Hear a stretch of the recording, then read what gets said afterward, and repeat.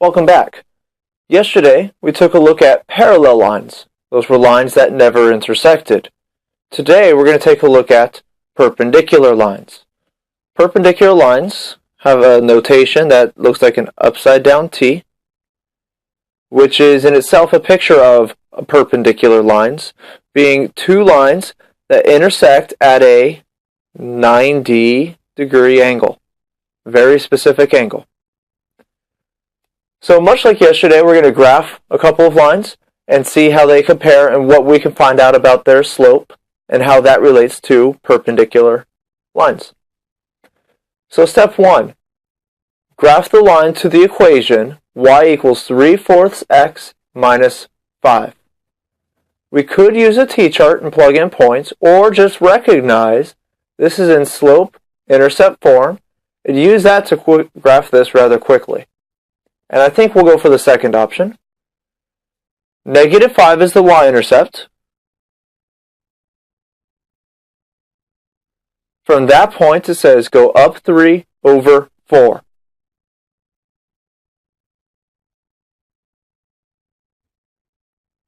Once we have our 2 points, connect the dots.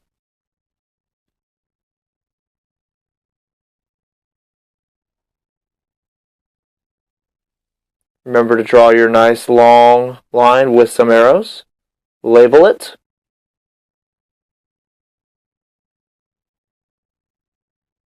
Y equals 3/4 x minus 5. Now that we have that, let's move on to the second step. We're talking about a 90-degree angle.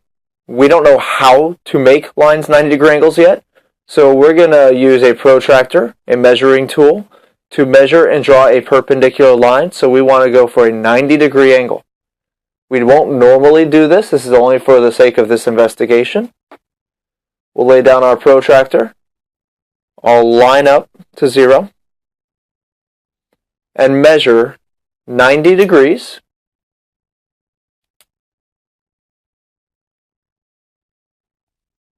And simply connect the dots.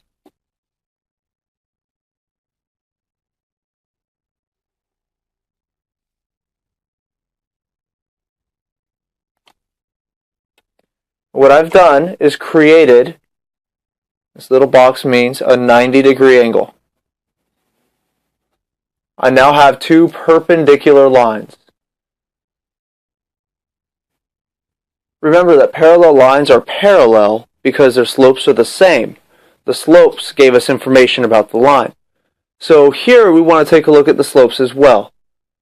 This y-intercept is nicely on the line, as well as this point's right here. All we have to do is use what we know about slopes. Count rise over run in order to find out what the new slope of this line is going to be. So we go down 1, 2, 3, 4 units and go over 1, 2, 3. So the slope of the new line is -4/3. That's our new line. How does that compare to the slope of the first line that we had at 3/4? The relationship here is going to tell us all that we need to know about perpendicular lines. And that first thing I notice is one is negative while the other is positive. So we can say that slopes of perpendicular lines are opposite, meaning opposite signs.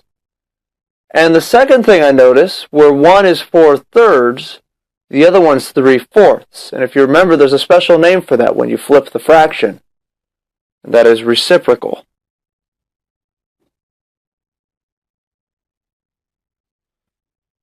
And we've now figured out what we need to know about perpendicular lines. The slopes of perpendicular lines are opposite reciprocals.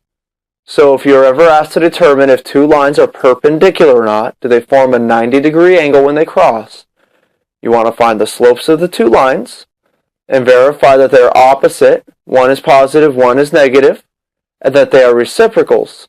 One is flipped. They're inverted. That's all you need to know about slopes of perpendicular lines.